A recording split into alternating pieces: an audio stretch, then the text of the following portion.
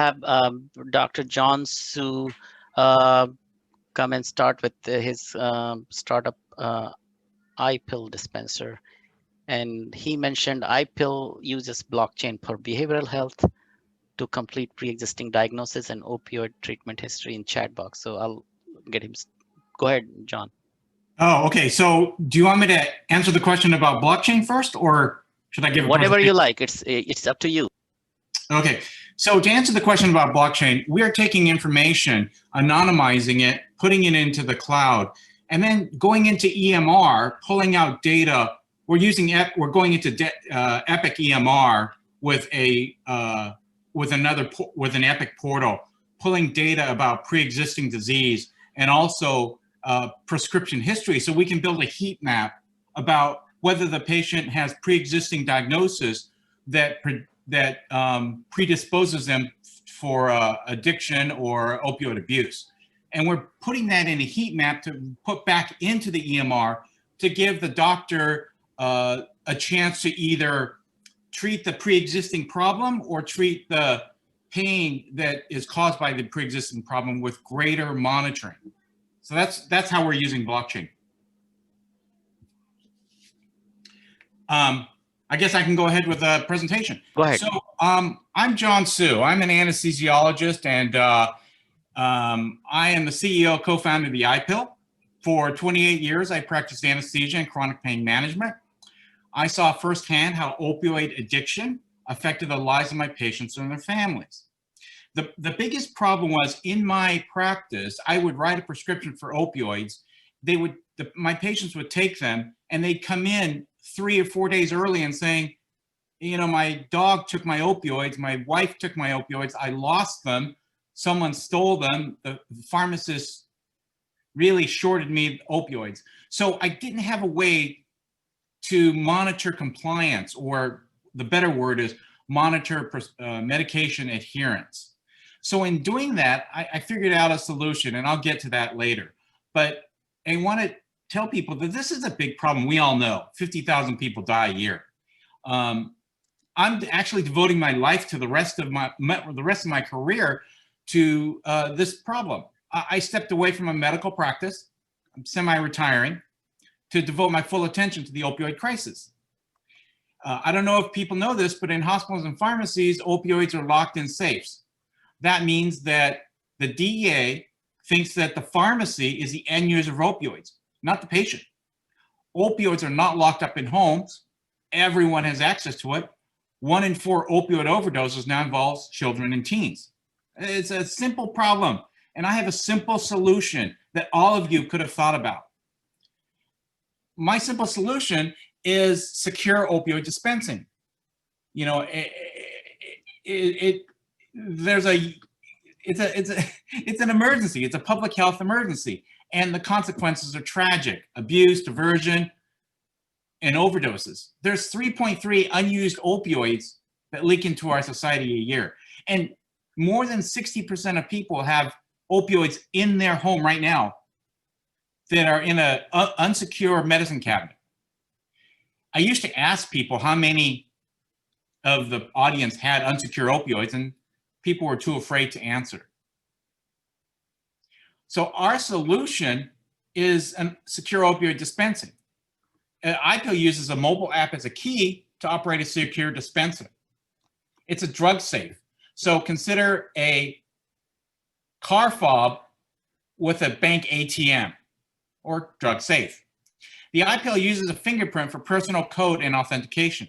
So only the person prescribed has access, and only the prescribed dose and time. This reduces abuse. IPill Dispenser is tamper resistant. It destroys unused pills on tampering and at expiration. This reduces diversion.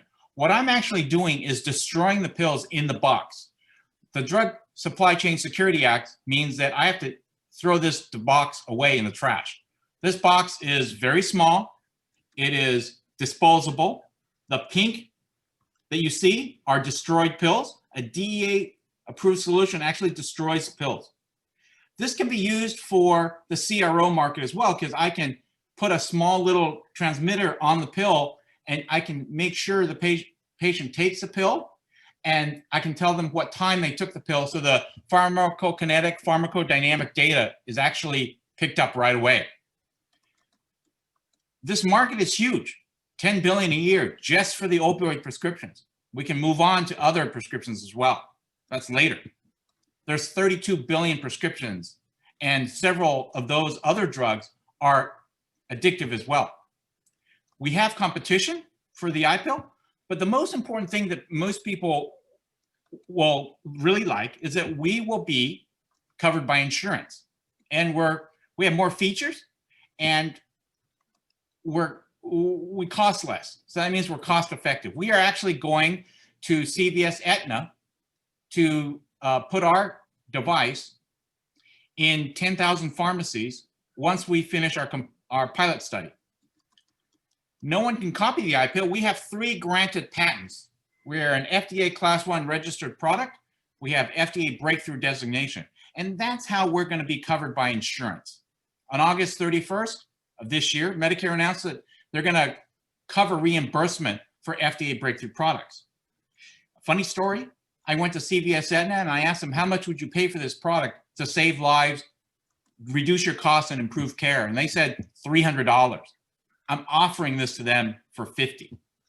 So we were introduced to Karen Lynch, the new CEO of CVS Health. Our business plan is B2B. We're selling to addiction treatment centers. We already have 2 purchase orders. They came to us. We haven't marketed this yet.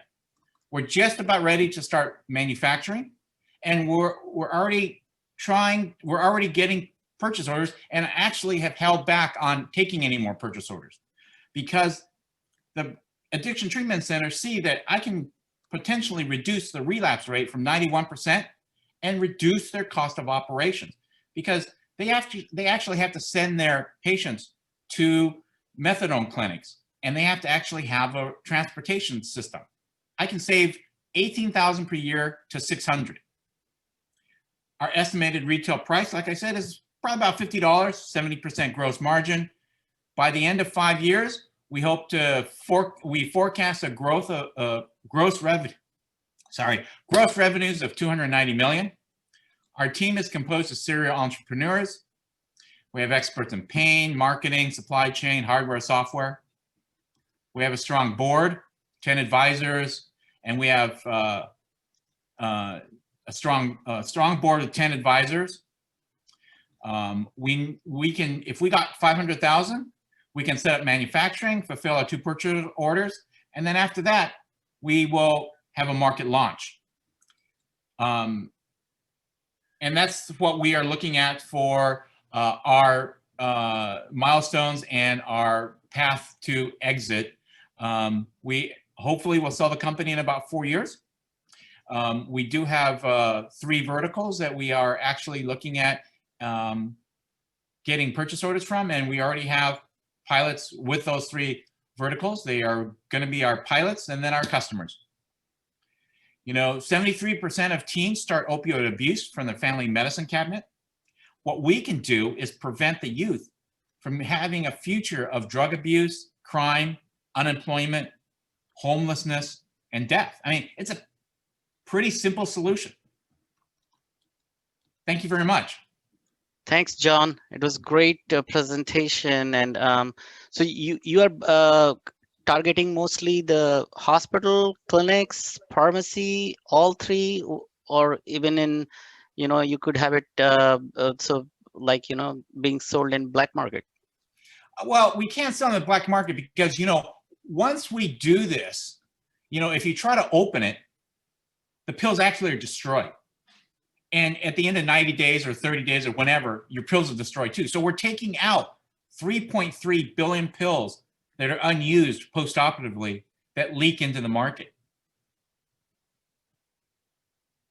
We're selling to all, you know, everyone who wants to use it. But, you know, you can't, it's hard for patients to do it because if you have, you know, I treat addicts as well, people with opioid use disorder. If they have a pill in their pocket, they're going to take it. They're not going to hold back.